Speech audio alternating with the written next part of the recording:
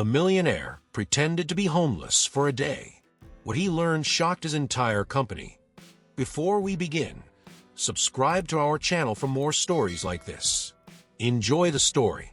The sun was setting over the sprawling cityscape, casting golden hues across the glass towers of downtown. Inside one of those towers, at the very top, Elijah Carmichael leaned back in his leather chair, staring out at the horizon. His office was immaculate, the kind of place that screamed power and success. Polished mahogany desk, framed awards on the wall, and a view that seemed to stretch forever. But as he looked out, his mind was far from the accolades and wealth that surrounded him. Elijah was a self-made billionaire, the CEO of Carmichael Enterprises, one of the most successful tech companies in the country. To the world, he was the epitome of achievement, a man who had everything anyone could ever dream of. But inside, Elijah felt hollow. The endless meetings, the constant chase for more profits, the superficial connections, it was all starting to wear on him.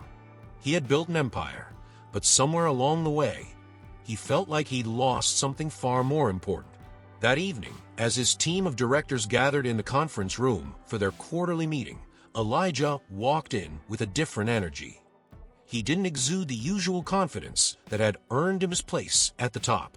Instead, he looked pensive, almost distant. The room fell silent as he took his seat at the head of the table, his piercing gaze sweeping across the room. "All right," he began, his voice steady but unusually somber. "Let's hear it." The directors dove into their presentations, charts and graphs illuminating the screen as they talked about revenue growth, market expansion, and new opportunities. But Elijah wasn't really listening. His mind was elsewhere, consumed by a question that had been gnawing at him for months. What was it all for? When the final slide clicked off, the applause was polite but lacked energy. Everyone turned to Elijah, waiting for his usual critique or approval. But instead of commenting on the numbers, Elijah stood abruptly and walked to the floor-to-ceiling windows that overlooked the city. "Do any of you know what it's like to sleep on the streets?" he asked suddenly, his back still to the room. The directors exchanged confused glances.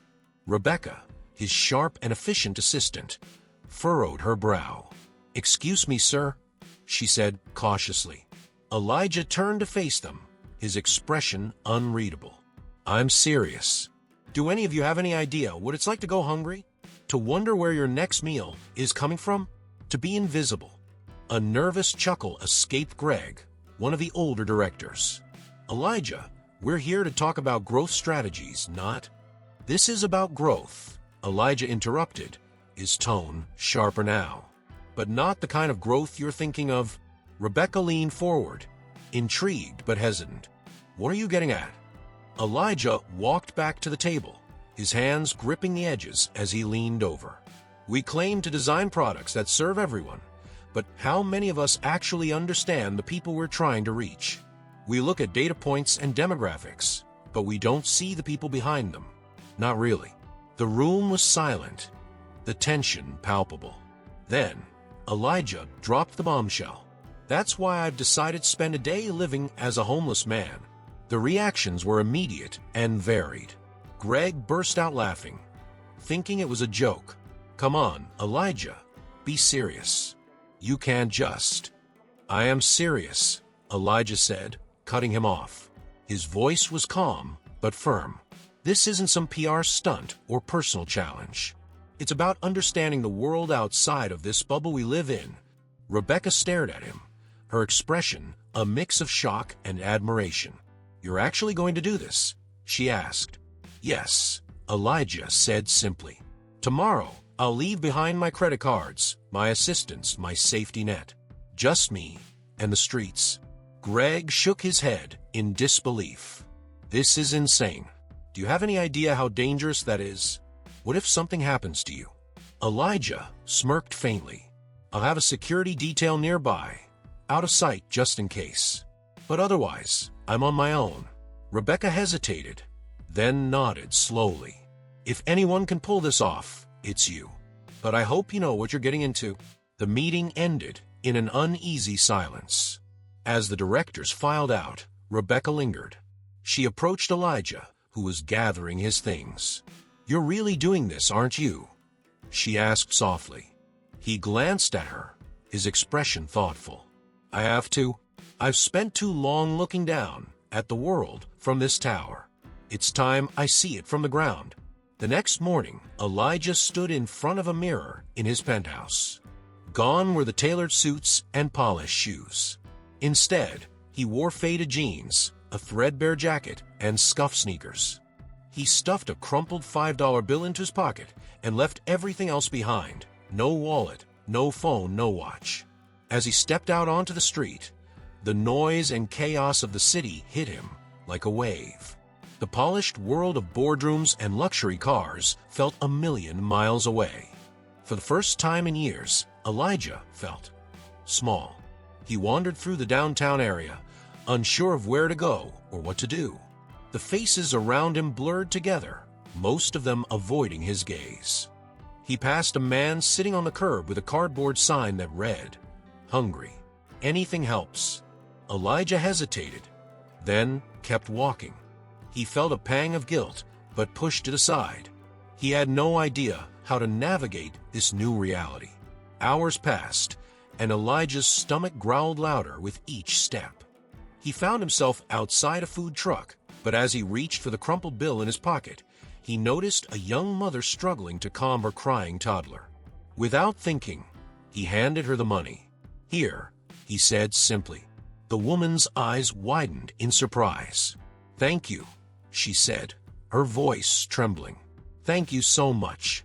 Elijah nodded and walked away, his stomach still empty, but his heart unexpectedly full. For the first time, he felt a connection, a real human connection, that had nothing to do with business or profit. As the sun set, Elijah found a spot under an overpass where a group of homeless people had gathered. He approached cautiously, unsure of how to introduce himself. A wiry young man named Marcus was the first to speak. "You're new," he said, eyeing Elijah suspiciously. "Yeah," Elijah admitted. "Just trying to figure things out." Marcus smirked. "Stick with me, newbie. You'll learn quick." Elijah spent the evening listening to their stories, each one more heartbreaking than the last. Yet, despite their hardships, there was a resilience in these people that humbled him. They laughed, shared what little they had, and looked out for one another in ways Elijah hadn't expected. As night fell, Elijah curled up on a piece of cardboard, the cold seeping into his bones. He stared up at the dark sky, his mind racing. For years, he had thought he understood the world, but lying there, surrounded by people who had nothing yet gave so much, he realized how little he truly knew. This was just the beginning. The city was already alive when Elijah woke under the overpass. The faint glow of the rising sun barely penetrated the steel beams above him, casting long shadows across the pavement. Around him, the quiet shuffle of others waking to face another day filled the air. Elijah's body ached as he sat up, his back stiff from the hard ground. Every joint seemed to protest the movement, a stark reminder of how far removed he was from the comfort of his penthouse bed. "Morning, newbie," came Marcus's voice. Elijah turned to see the wiry young man sitting cross-legged a few feet away, a half-eaten bagel in his hands. "Surprised you made it through the night." Elijah gave a weak chuckle, rubbing his neck. "Barely." Marcus smirked, tossing him a bottle of water. "You'll get used to it. Or maybe not. Either way, the day doesn't wait." Elijah took a sip of the water, grateful for the gesture. The metallic taste lingered, but it was refreshing nonetheless. Around him, the others from the overpass were beginning their morning routines. Some were packing up blankets, others sorting through their meager belongings. It was a somber choreography, each movement practiced and deliberate. For them, this was life, a reality Elijah had only begun to scratch the surface of. "What's the plan?" Elijah asked, standing and stretching his sore muscles. Marcus shrugged, brushing crumbs off his jacket. "Same as always. Find food, stay out of trouble, and try not to think too hard about anything. The two set off, leaving the overpass behind. The city felt different to Elijah now. The towering skyscrapers that once symbolized success and opportunity now seemed cold and unfeeling. The bustling streets were a blur of indifference, faces turning away as they passed. Elijah noticed how people avoided looking directly at him and Marcus, as though acknowledging them would shatter some unspoken rule of separation. They stopped at a busy intersection where a man with a cardboard sign stood, holding a plastic cup in his outstretched hand. The sign read, "Laid off, hungry, please help." Elijah watched as dozens of people passed by, their faces carefully blank. A few tossed coins into the cup, but most ignored him entirely. "Ever tried it?" Marcus asked, nodding toward the man. "Tried what?" Elijah replied, though he already knew. Marcus grinned. "Panhandling. It's a real slice of humble pie." Elijah hesitated, his stomach knotting at the thought. The idea of holding out his hand, asking strangers for money, felt like an affront to everything he had worked for. But wasn't this exactly what he had come here to understand? With a resigned sigh, he picked up a scrap of cardboard lying nearby. Marcus handed him a marker, and Elijah scrawled the words, "Hungry. Anything helps." He found a spot near the corner and sat down, holding up the sign. The first few minutes felt excruciatingly awkward. People passed by, their gazes fixed firmly ahead, as though he didn't exist. The few who glanced his way quickly looked away, their expressions a mix of pity and discomfort. Elijah's stomach growled, a stark reminder of why he was doing this. But the indifference of the crowd was crushing. After what felt like an eternity, a woman dropped a handful of coins into the cup Marcus had given him. Elijah murmured a thank you, but she didn't acknowledge him. He counted the coins, less than $1. It wasn't enough for a meal, but it was something. Marcus watched from a distance, amusement twinkling in his eyes. When Elijah finally stood, Marcus walked over, clapping him on the back. "Not bad for your first try," he said. "How's that humility taste?" Elijah gave a faint smile, though the experience had left him more unsettled than he cared to admit. "Bitter," he replied. The two continued their trek, eventually arriving at a park where a soup kitchen had set up for the day. The line stretched around the block, a testament to how many relied on these services. Elijah stood with Marcus, his stomach twisting in anticipation. He hadn't eaten since the previous morning, and the ache of hunger was beginning to wear on him. As they neared the front, a volunteer stepped out and addressed the crowd. "I'm sorry, folks," she said, her voice heavy with regret. "We're out of food for today." A murmur of disappointment rippled through the line, but no one protested. Instead, people turned and walked away, their expressions resigned. Elijah felt a surge of anger rise in his chest. "This isn't right," he muttered to Marcus. "How can they run out of food when there are so many people who need it?" Marcus shrugged. "That's just how it is. You get used to it." But Elijah couldn't accept that. The unfairness of it gnawed at him as they made their way back through the city. For years, he had prided himself on being a problem solver, a man who could tackle any challenge.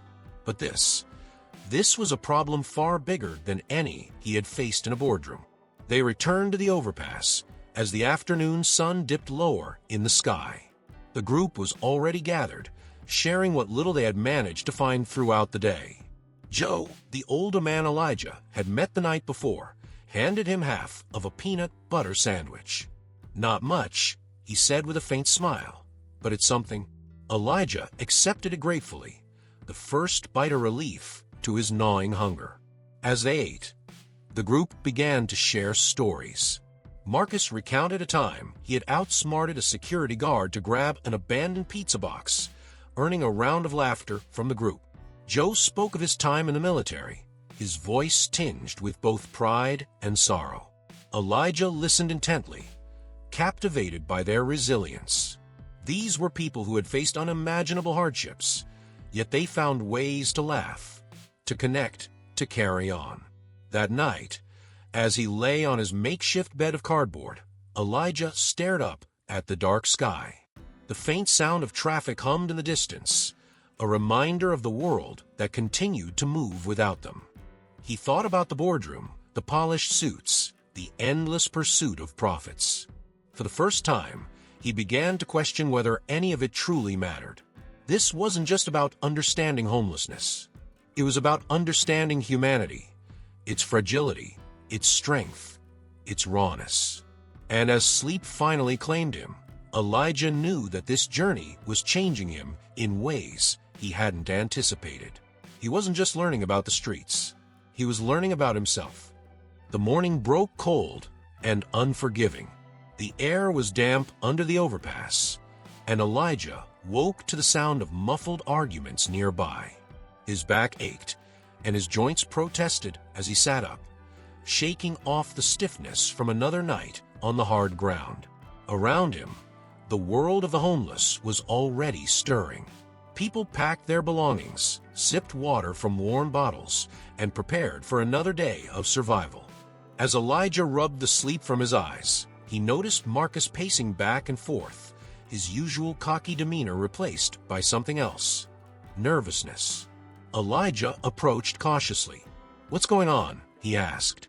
Marcus stopped and glanced at him, his jaw tight. "Nothing you need to worry about," he muttered, but his voice betrayed him. Elijah pressed. "Come on, Marcus. I'm here, aren't I? What's wrong?" After a long pause, Marcus sighed and leaned against one of the overpass pillars. "It's Pete," he admitted, gesturing toward a wiry older man sitting a few feet away. Pete's belongings were scattered across the ground, and his face was lined with frustration. "He thinks I stole something from him." "What?" Elijah asked, his brow furrowing. "A photo," Marcus replied bitterly. "A stupid photo. He's convinced I took it." Elijah glanced at Pete, whose hands trembled as he picked through his belongings. The accusation had clearly hit hard. Elijah felt a pang of sympathy. It wasn't just about the photo. It was about trust, dignity, and the fragile bonds that kept this community together. "Did you take it?" Elijah asked, keeping his tone neutral. Marcus shot him a glare. "Of course not," he snapped. "But out here, accusations stick, whether they're true or not." Elijah thought for a moment, then made his way over to Pete. The older man looked up, his eyes filled with a mix of anger and desperation. "I didn't mean to lose it," Pete said before Elijah could speak. "But it's gone. And now it's just gone. What's the photo of?" Elijah asked gently, crouching beside him. Pete hesitated, then pulled out a battered wallet and opened it. Inside was a single, faded photograph of a young girl with curly hair and a wide smile. "My daughter," Pete said, his voice breaking. "This is all I have left of her. The other one, it's from when she was a baby. It was in my bag, and now it's gone." Elijah felt his chest tighten. He looked back at Marcus, who stood watching with his arms crossed. "Let's find it," Elijah said to Pete. "If it's here, we'll find it." Pete's face softened slightly, though doubt still lingered in his eyes. "Thank you," he murmured. Elijah enlisted Marcus, Joe, and a few others from the overpass to help search the area. They combed through the scattered belongings, checked under blankets and tarps, and even looked in nearby trash bins. It was a painstaking process, but Elijah felt a strange sense of purpose in the effort. This wasn't about a photograph. It was about showing Pete that someone cared enough to try. After nearly an hour, Joe let out a triumphant shout. "Got it," he called, holding up a crumpled photograph. Pete hurried over, his hands trembling as he took the picture. His face crumpled with relief as he clutched it to his chest. "Thank you," Pete said, his voice thick with emotion. He turned to Marcus, his expression conflicted. "I'm sorry, kid. I shouldn't have jumped to conclusions." Marcus shrugged, his usual bravado returning. "It's fine. Just don't lose it again, old man." The tension eased, and the group slowly dispersed, the small victory leaving a faint sense of camaraderie in its wake. Elijah watched as Pete carefully tucked the photograph into his wallet, his hands still trembling. The moment stayed with him. How something so small could mean everything to someone. Later that day, Elijah and Marcus ventured into the city again, this time in search of food. The hunger that gnawed at Elijah's stomach had become a constant companion, a dull ache that refused to be ignored. They walked for miles, stopping at a few convenience stores and fast food places to see if anyone would spare a meal. Most people ignored them, their eyes sliding past as though they didn't exist. Eventually, Marcus stopped at a corner where a man with a small cart was handing out sandwiches. The line was short, but the man's supply was limited. "Hurry up," Marcus said, nudging Elijah forward. They reached the front of the line just as the man handed out his last sandwich. "Sorry," he said apologetically. "That's all I've got for today." Elijah felt the weight of disappointment settle over him, but Marcus shrugged off. "You get used to it," he said, repeating the phrase he seemed to live by. But Elijah didn't want to get used to it. The thought of going another day without food felt unbearable, but more than that, the sheer injustice of it all gnawed at him. How was it possible that in a city filled with so much wealth, so many people were left to fend for themselves like this? That evening, as they returned to the overpass, the mood was lighter than it had been in the morning. Pete had taken upon himself to share some of the snacks he'd found with the group, a gesture that lifted everyone's spirits. Elijah sat with Joe and Marcus, listening to their stories and trying to piece together the fragments of their lives. Joe talked about his time in the military, his voice tinged with both pride and sorrow. "I never thought I'd end up here," he admitted. "But life doesn't always go the way you plan." Marcus, on the other hand, spoke about his childhood on the streets. "This is all I've ever known," he said, his tone matter-of-fact. "But it doesn't mean I'm going to stay here forever. You watch. I'll get out someday." Elijah listened, his heart heavy. These were people who had faced unimaginable hardships, yet they still held on to hope, humor, and a sense of community. It was a resilience he hadn't expected to find, and it humbled him. That night, as he lay on his makeshift bed, Elijah stared up at the stars barely visible through the city's haze. His mind was a whirlwind of thoughts about Pete's photograph, Marcus's determination, Joe's quiet strength. For years, he had lived in a world of privilege, insulated from the struggles of people like them. But now, those struggles were becoming real, tangible, and impossible to ignore. He had come to the streets seeking understanding, but what he was finding was something far deeper, the raw, unfiltered truth of humanity.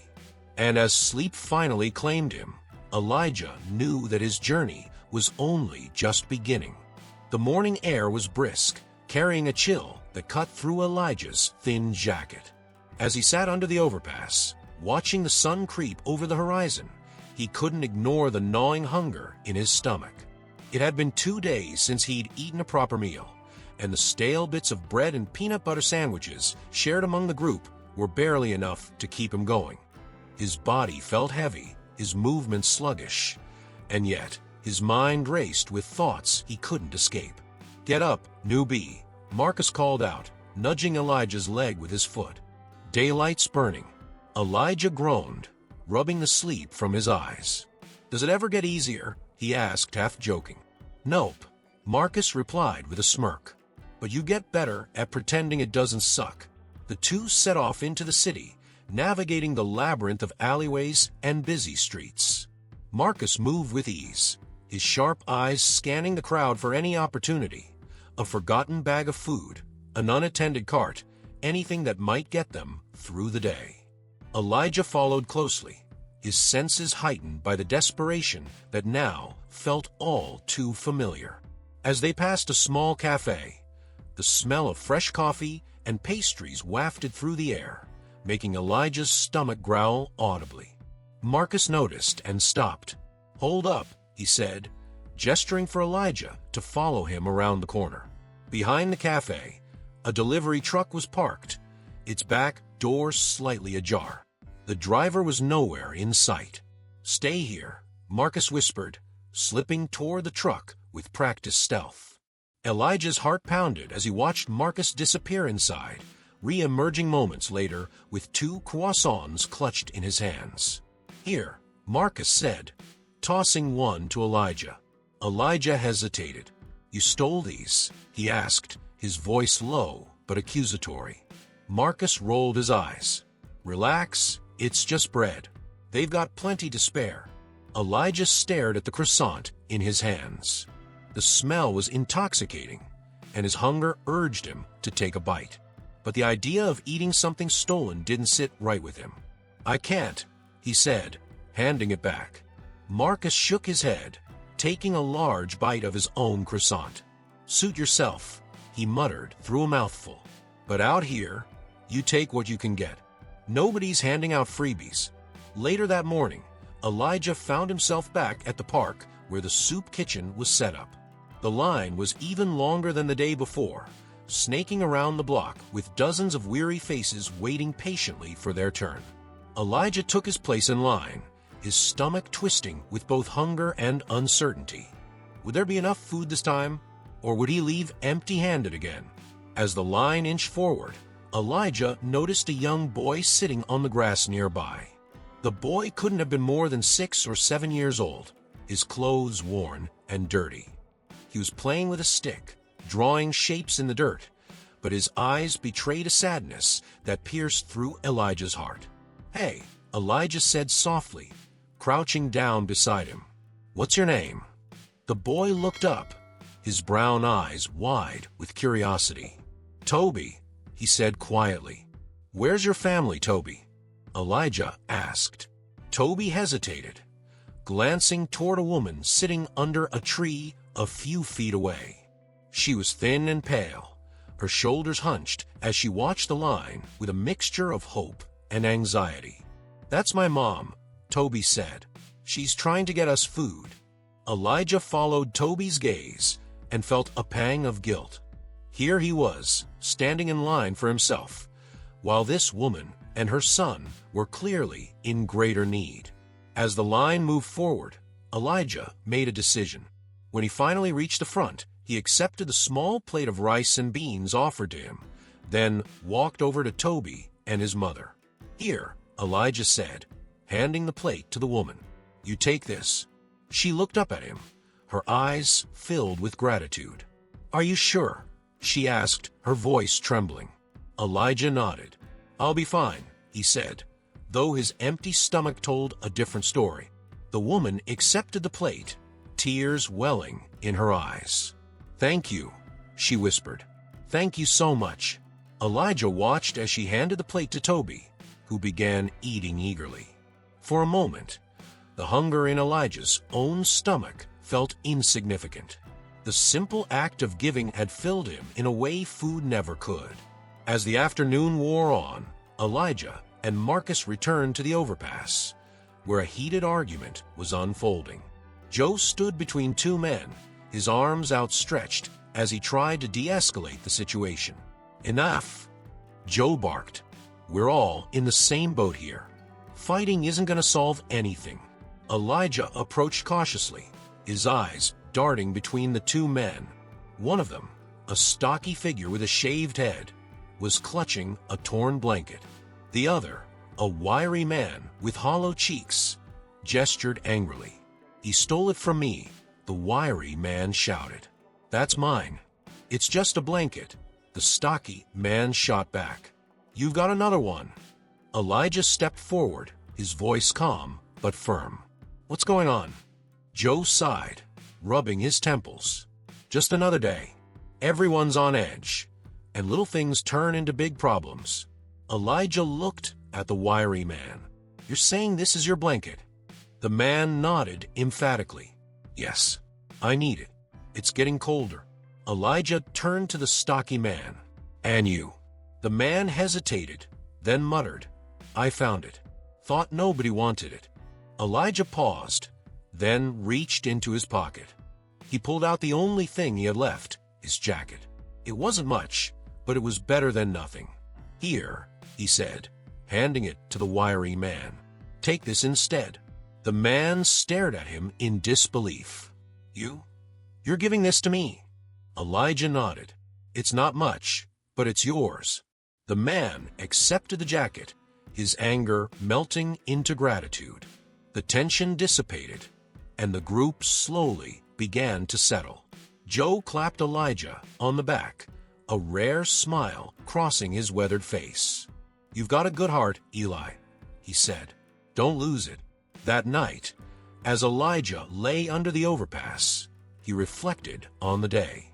Every moment, every interaction, had taught him something new about survival, about resilience, and about the human capacity for both kindness and cruelty. He thought about Toby and his mother, about the argument over the blanket, and about the countless faces he had seen in the soup kitchen line. For years, Elijah had measured success by numbers, profits, market shares, and growth charts. But now, he was beginning to see success in a different light. It wasn't about what you had, but about what you gave. And as he stared up at the stars, barely visible through the city's haze, Elijah knew that this experience was reshaping him in ways he hadn't anticipated. Tomorrow would bring new challenges, but for the first time, Elijah felt ready to face them, not as a CEO, but as a man determined to make a difference. The sound of distant sirens echoed through the city as Elijah stretched awake under the overpass. His body was stiff, the hard concrete unforgiving against his back. The makeshift bed of cardboard did little to cushion him, and the cold from the previous night lingered in his bones. Around him, the other residents of the overpass stirred, preparing for another day of survival. For them, this was routine. For Elijah, it was a stark reminder of how far removed his old life was from this world. "Rise and shine, rich boy," Marcus quipped, tossing a half-empty bottle of water at Elijah. His tone was teasing, but there was a tinge of respect now that hadn't been there when Elijah first arrived. Elijah caught the bottle and took a sip, the tepid water offering little relief to his parched throat. "Not feeling very rich right now," he replied, managing a faint smile. Marcus grinned. "Good. Means you're getting the full experience." As the morning wore on, Elijah and Marcus made their way into the heart of the city. Elijah had become accustomed to the stares, or lack thereof. People avoided eye contact, their faces betraying discomfort or indifference as they passed. Elijah had never considered how exhausting invisibility could be. For years, he had commanded attention effortlessly. Now, he was just another shadow among many. Their first stop was the park, where a small group had gathered near a community outreach van. Volunteers were handing out bagged lunches, their cheerful voices cutting through the otherwise somber atmosphere. Elijah joined the line, feeling the familiar pang of hunger twist in his stomach. As he waited, he noticed a teenage girl a few spots ahead of him. Her hoodie was too big, the frayed sleeves hanging past her hands. She kept glancing over her shoulder nervously, her posture tense. When she reached the front of the line, the volunteer offered her a bag with a warm smile. "Here you go, sweetie," the woman said. The girl hesitated, her eyes darting to the man beside her, a burly figure with a scruffy beard. He gave her a sharp nod, and she took the bag without a word, clutching it tightly as she walked away. Elijah watched as the man followed her, his expression hard. Something about the exchange didn't sit right with him. When Elijah finally received his own bag, he caught Marcus's attention and nodded toward the pair. "Something's off about that," he said quietly. Marcus glanced over, his eyes narrowing. "Yeah, that guy's trouble." Without thinking, Elijah followed at a distance, keeping the girl and the man in sight. Marcus trailed behind, muttering under his breath about Elijah's tendency to get involved in things that weren't his business. The pair disappeared around a corner, and when Elijah turned it, he saw the man snatch the bag from the girl's hands. "I told you to get two," The man barked, his voice low and menacing. "What good is one?" "I am sorry," the girl stammered, shrinking back. Elijah stepped forward before he could stop himself. "Hey," he called out, his voice firm. "Leave her alone." The man turned, his eyes narrowing at the sight of Elijah. "Who the hell are you?" he demanded, stepping closer.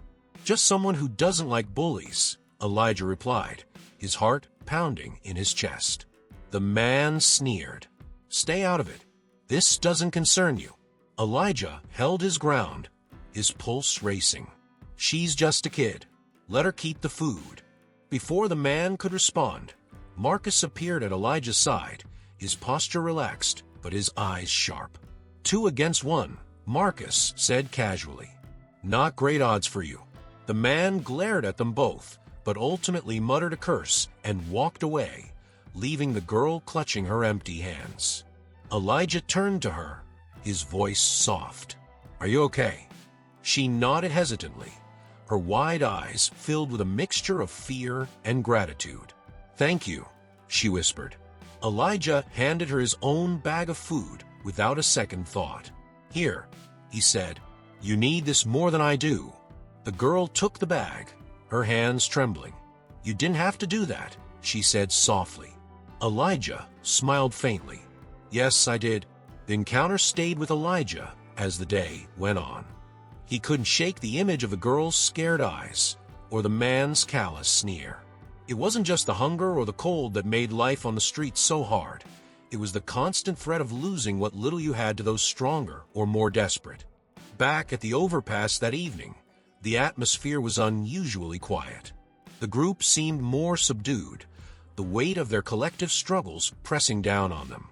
Elijah sat with Joe, who was polishing a pair of battered boots with a scrap of cloth. "Tough day?" Joe asked, glancing at Elijah. Elijah nodded. "Saw something that didn't sit right with me. Tried to help." Joe chuckled dryly. "That's the thing about this life. You see a lot of things that don't sit right. Can't fix them all." "I know," Elijah said, his voice tinged with frustration. "But does that mean we stop trying?" Joe paused, his weathered face thoughtful. "No," he said finally. "It just means you pick your battles." Elijah stared at the horizon, the city lights flickering in the distance. He thought about his old life, the world of boardrooms and business deals where every decision was calculated, every risk weighed against potential rewards. Out here, there was no time for calculations. You acted on instinct, on heart. And that, Elijah realized, was a lesson he had never learned in the corporate world. Later that night, as the group settled in for sleep, Elijah found himself reflecting on the day's events. The people he had met, the stories he had heard, they were beginning to shape a picture he couldn't ignore. This wasn't just a temporary experiment anymore. It was becoming a mirror, forcing him to confront the kind of person he was and the kind of person he wanted to be. Lying under the overpass, the sounds of the city buzzing faintly in the background, Elijah made a silent vow. He didn't know what he would do when he returned to his old life, but he knew one thing for certain. He couldn't go back to being the man he was before. This experience had opened his eyes in ways he never expected. It had broken down the walls he had built around himself, the ones made of privilege and indifference. And as the first stars began to peek through the haze of the city sky, Elijah felt something he hadn't felt in years, a sense of purpose. Tomorrow would bring new challenges, but Elijah was ready to face them. Not as a billionaire, not as a CEO, but as a man determined to make a difference. The morning began with an air of unease. The overpass, usually buzzing with quiet conversations and the shuffling of feet as everyone prepared for the day, felt unusually tense. Elijah noticed it immediately. Joe sat silently on a crate, his weathered hands clasped tightly, while Marcus leaned against a pillar, his arms crossed and jaw clenched. Something had shifted. "What's going on?" Elijah asked, glancing between them. Joe exhaled slowly. "Marcus has a problem," he said without looking up. Elijah turned to Marcus, who avoided his gaze. "What kind of problem?" Elijah pressed. Marcus hesitated, then muttered, "Owe someone money." Elijah frowned. "How much?" "Too much," Marcus replied flatly, his voice tinged with frustration. "And they're not the forgiving type." Elijah's stomach tightened. "Who are we talking about?" Marcus finally looked at him, his usual bravado replaced by something far more vulnerable. "A guy named Ray," he said, "runs a crew downtown. You borrow from him, you pay it back. No excuses. And if you don't?" Elijah asked, though he already suspected the answer. Marcus's silence was enough. Joe shook his head, his expression grim. "They'll come looking for him," Joe said. "And when they find him—" Elijah didn't need Joe to finish the sentence. The implications were clear. Out here, debts weren't settled with lawsuits or negotiation. They were settled with fear and violence. As the morning wore on, Elijah couldn't shake the weight of Marcus's predicament. He knew he couldn't stand by and do nothing, but his options felt limited. He had no resources, no connections, and no leverage in this world. Still, he couldn't ignore the growing sense of responsibility he felt, not just for Marcus, but for the small community that had welcomed him into their fold. Marcus disappeared for most of the day, leaving Elijah and Joe to speculate about what he was planning. "He's stubborn," Joe said as they sat under the overpass. "Thinks he can handle everything on his own. Always has. But he can't," Elijah said firmly. "Not this time." Joe nodded slowly. "Probably not. But out here, pride's one of the few things you've got left. Hard to let it go." Elijah leaned back against the cold concrete, his mind racing. He thought about the countless meetings he'd sat through in his old life, where every problem had a solution, every obstacle a strategy to overcome it. But this was different. The rules of the streets weren't the same as the rules of the boardroom. By late afternoon, Marcus returned, his face pale and his movements tense. He sat down heavily beside Elijah, his shoulders slumped. "They're coming tonight," he said quietly. Elijah's heart sank. "What are you going to do?" Marcus shrugged, his voice resigned. "I don't know. I've got nothing to give them. Guess I'll take whatever's coming." Elijah stared at him, his mind racing. He couldn't accept that. There had to be something they could do, some way to defuse the situation. But every idea felt like a dead end. As the sun set, the atmosphere under the overpass grew even more charged. The group sat in uneasy silence, the usual camaraderie replaced by a heavy tension.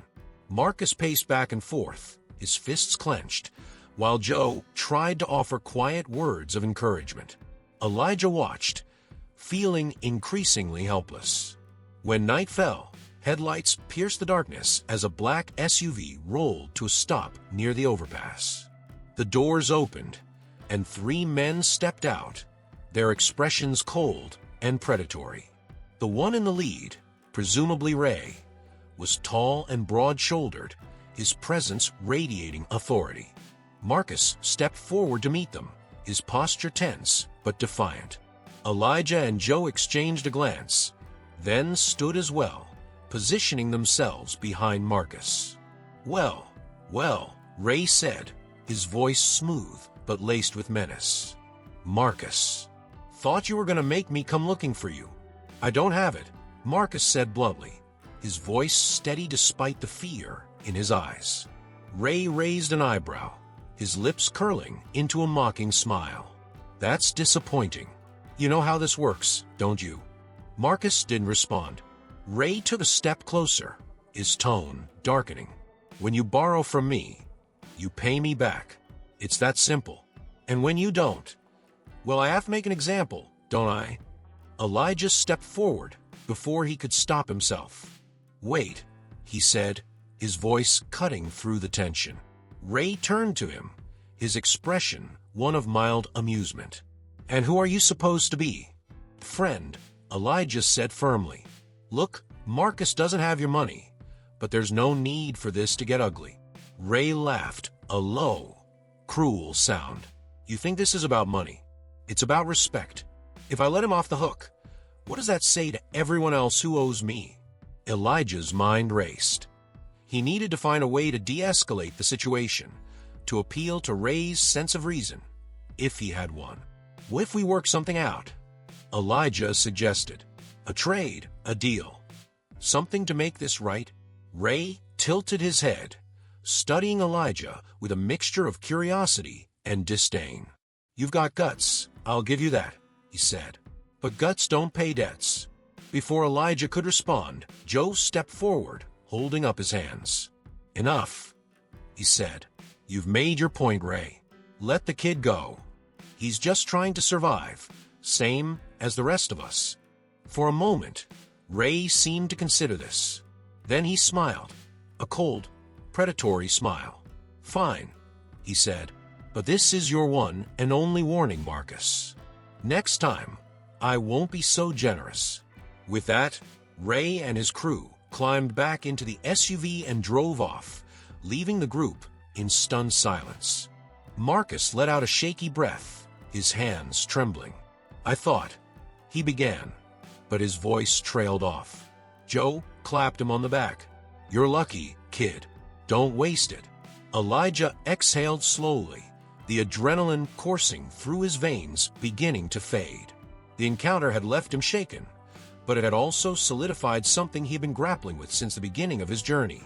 Out here, survival wasn't just about food and shelter. It was about standing together, about protecting one another in a world that often seemed intent on tearing people apart. As the group settled down for the night, Elijah found himself reflecting on the events of the day. The tension, the fear, the unspoken bonds that had held them together. It was a microcosm of the world he had stepped into, a world where everything was stripped down to its rawest form. Lying on the cold ground, Elijah stared up at the overpass beams above him. He thought about Marcus, about Joe, about the small victories and the ever-present struggles. He thought about the man he had been before this journey began, and the man he was becoming. And for the first time in a long time, Elijah felt something he hadn't felt in years. Hope. The sun rose sluggishly over the city, casting a faint golden light over the overpass where Elijah had spent his longest night yet. The encounter with Ray and his crew had left a weight on everyone. Even Marcus, who normally masked his emotions with humor, sat quietly, staring at the cracked pavement as though searching for answers it couldn't provide. Elijah leaned against one of the pillars, his arms crossed as he watched the city wake up. The hum of traffic and the occasional blare of a car horn were reminders that life carried on, indifferent to the struggles of those on the margins. But for Elijah, the events of the previous night had been a stark wake-up call. He had come here seeking perspective, but what he was gaining was far more profound, a raw and unfiltered understanding of humanity's fragility and resilience. Hey, Joe said, snapping Elijah out of his thoughts. The older man approached, his hands tucked into the pockets of his worn jacket. You good? Elijah nodded slowly. Yeah, just thinking. Joe gave a dry chuckle. Careful with that. Too much thinking out here will drive you crazy. Elijah managed a faint smile. What about Marcus? How's he holding up? Joe glanced toward the younger man, who was still sitting in the same spot, his posture slouched and defeated. He'll bounce back, Joe said, though his tone lacked conviction. He's tougher than he looks. As the morning wore on, Elijah decided to take a walk through the city. He needed space to process everything: Ray's threats, Marcus's vulnerability, and the gnawing sense that he was running out of time to make sense of it all. The streets were already bustling with activity. People hurried past him, their faces focused and determined, their lives seemingly worlds apart from the one he was now living. At a busy intersection, Elijah stopped to watch a man playing guitar on the sidewalk. His music was soulful, his voice carrying a weight that seemed to echo the struggles of everyone who paused to listen. A small crowd had gathered, tossing coins and bills into the open guitar case at his feet. Elijah noticed how the man's music brought a brief moment of connection to an otherwise disconnected crowd. It reminded him of the power of shared humanity, something he had taken for granted for far too long. Elijah reached into his pocket, pulling out the last of the coins he had collected over the past few days. He dropped them into the guitar case, meeting the musician's grateful smile with a nod before continuing on his way. By midday, Elijah found himself back at the park where the soup kitchen had been the day before. The line was already forming, and he took his place near the back, his stomach growling in protest. As he waited, he struck up a conversation with an older woman in line beside him. Her name was Marlene, and her weathered face bore the lines of a hard life. "Been out here long?" she asked, her voice raspy but kind. "Just a few days," Elijah admitted. "Still figuring it all out." Marlene nodded knowingly. "It's not easy, but you learn to adapt. You have to." They talked as the line inched forward, and Marlene shared snippets of her story, a life derailed by a medical crisis that wiped out her savings and left her with nowhere to turn. Elijah listened intently, his heart heavy with the realization of how easily someone's life could unravel. When they reached the front of the line, Elijah was handed a small plate of rice and beans. It wasn't much, but he was grateful for it. As he turned to leave, he saw Marlene hesitating, her eyes scanning the crowd as though searching for someone. "Everything okay?" Elijah asked. Marlene sighed. "I was hoping my grandson would show up. He's all I have left, but he's been avoiding me. Can't say I blame him." Elijah didn't know what to say, so he simply nodded, offering her a small smile before heading back to the overpass. That evening, the tension among the group seemed to ease slightly. Marcus was back to his usual self, cracking jokes and sharing stories, though Elijah could tell it was an act, a way to mask the lingering fear and shame from the night before. Joe sat nearby, quietly mending a torn jacket, while Pete hummed softly to himself. As they shared a modest dinner of canned soup and crackers, Elijah found himself reflecting on the connections he had formed with these people. They were strangers brought together by circumstance, yet there was a sense of community among them that was both fragile and unbreakable. "Elijah," Marcus said suddenly, breaking the silence. "Why are you really here?" The question caught Elijah off guard. He hesitated, glancing around the group before answering. "I wanted to understand something," he said carefully. "I've spent my life in a world of privilege, looking down at everything from a distance. I thought I understood what people go through, but I didn't. Not really." Marcus smirked. "Well, you're getting a crash course now." Elijah nodded. "Yeah, and it's changing me in ways I didn't expect." Joe looked up from his mending, his eyes thoughtful. "Good," he said simply. "That's what life does. It changes you. The trick is figuring out what you're going to do with that change."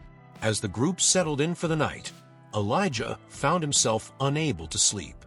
He lay awake, staring up at the overpass beams above him, his mind racing. He thought about Marlene and her grandson, about Marcus and Ray, about the countless faces he had seen in the soup kitchen line. Each story, each struggle, was a reminder of how much he had taken for granted in his own life. And then there was the looming question of what came next. His time on the streets was coming to an end, but the lessons he had learned would stay with him forever. He couldn't go back to his old life unchanged, but he also knew that change wouldn't come easily. The world he came from valued profit over people, success over compassion. How could he reconcile what he had experienced with the life he was supposed to return to? Elijah closed his eyes, taking a deep breath. He didn't have all the answers yet, but he knew one thing for certain. He couldn't ignore what he had seen, what he had felt. The people he had met, the bonds he had formed, they weren't just a part of his journey. They were a part of him now. As the city hummed softly around him, Elijah made a silent vow. Whatever happened next, he would find a way to honor the lessons he had learned. He would use his position, his privilege, to make a difference, not because he had to, but because it was the right thing to do. And with that thought, he drifted off to sleep, ready to face whatever challenges the next day would bring. The first light of dawn crept over the city, illuminating the overpass, where Elijah sat in quiet contemplation. His week on the streets had left him physically exhausted, but his mind was sharper than it had been in years. This was his last day in this world, and as much as he had learned, he felt there was still so much he didn't understand. Around him, the group was stirring to life. Joe was packing his few belongings with his usual precision, while Marcus lazily stretched and cracked jokes about the cold morning air. Pete sat a few feet away, humming softly to himself as he fiddled with a makeshift belt. It was a scene Elijah had come to know well, ordinary and unremarkable, yet deeply meaningful in its simplicity. "You leaving today, aren't you?" Joe asked, breaking the silence. He didn't look up from his work, but his tone was matter-of-fact. Elijah nodded. "Yeah, my time here is up." Joe chuckled dryly. "Figured. You're not like us, Eli. You never were." The comment stung, though Elijah knew it wasn't meant to. "I don't know about that," he said softly. "You've taught me things I'll never forget." Joe finally looked up, his weathered face calm but serious. "Good," he said. "But the question is, what are you going to do with what you've learned?" Elijah spent the morning walking through the city, retracing the steps he had taken over the past week. He passed the soup kitchen, now closed and empty, and the park where he had met Marlene. He thought about the faces he had encountered, each one etched with stories of struggle and survival. They weren't just statistics or abstract concepts anymore. They were people with names, lives, and dreams, however distant those dreams might seem. As he wandered, Elijah found himself standing in front of a small community center. The faded sign above the door read, "Hope Haven, resources for those in need." He hesitated for a moment, then pushed the door open. Inside, the center was modest but welcoming. A handful of volunteers moved about, organizing supplies and chatting with visitors. Elijah was greeted by a woman in her 50s with kind eyes and a warm smile. "Welcome," she said. "How can we help you?" Elijah paused, unsure of how to respond. "Actually," he said after a moment, "I'm here to learn. Can you tell me more about what you do here?" The woman's smile widened. "Of course. I'm Linda, the director. We provide meals, clothing, job training, and counseling for those who need it. It's not much, but we do what we can." Elijah spent the next hour talking with Linda, listening as she described the challenges they faced: limited funding, increasing demand, and the constant struggle to make a meaningful impact. Her passion and dedication were palpable, and Elijah couldn't help but feel inspired by her commitment. "Why do you do it?" he asked finally. "Why keep fighting when it's so hard?" Linda's expression softened. "Because it matters," she said simply. "Even if we can't help everyone, we can still change someone's life. And that's worth everything." As the day wore on, Elijah returned to the overpass for one last evening with the group. The mood was light, the tension of the past few days replaced by a quiet sense of camaraderie. They shared stories and laughter, the makeshift fire casting flickering shadows on the concrete walls. Marcus sat beside Elijah, chewing on a piece of bread he had managed to snag earlier in the day. "So," he said, glancing at Elijah, "what's next for you?" "Back to the penthouse and the big office." Elijah hesitated, then shook his head. "Not exactly," he said. "I can't go back to the way things were. Not after this." Marcus raised an eyebrow. "Yeah, and what are you going to do instead?" Elijah thought for a moment, then said, "I'm going to use what I've been given to make a difference. You've all shown me what real strength and resilience look like. It's time I stop looking at the world from a distance and start doing something about it." Joe, who had been listening quietly, gave a small nod. "Good answer," he said. "Just don't forget us when you're back in your world." "I won't," Elijah said firmly. "That's a promise." The next morning, Elijah packed up the few belongings he had acquired during his time on the streets. As he prepared to leave, the group gathered around him, their faces a mixture of gratitude and sadness. Marcus clapped him on the back, his grin as cocky as ever. "Take care of yourself, rich boy," he said, "and don't get too soft on us." Elijah laughed. "I'll try not to." Joe extended a hand, his grip firm. "You got a good heart, Eli. Don't let the world harden it." "I won't," Elijah promised. As he walked away from the overpass for the last time, Elijah felt a wave of emotions: gratitude, sadness, hope. The experience had changed him in ways he couldn't fully articulate, but he knew one thing for certain: this was only the beginning. Back in his penthouse, Elijah stood by the window, looking out over the city. The view, once a symbol of his success, now felt hollow. He saw the streets below not as distant and unconnected, but as a vital part of the world he had ignored for too long. The next day, Elijah called a meeting with his executive team. As they filed into the boardroom, their expressions ranged from curious to concerned. Elijah stood at the head of the table, his posture confident but relaxed. "Before we start," he said, "I need to tell you all something. Over the past week, I've seen a side of this city that most of us never think about. I've lived it, and it's changed me." The room was silent, the tension palpable as Elijah continued. "We've spent years chasing profits, building an empire. But what's the point of all this success if it doesn't make a real difference? From this day forward, Carmichael Enterprises will do more than just business. We'll invest in people, in the communities that need it most." He paused, scanning the room. "We're starting a foundation," he announced. "We'll fund shelters, job training programs, and community centers. We'll partner with organizations like Hope Haven to make sure the resources get where they're needed. This isn't just charity, it's responsibility." The executives exchanged glances, some nodding in agreement, others visibly skeptical. But Elijah didn't waver. For the first time in years, he felt truly aligned with his purpose.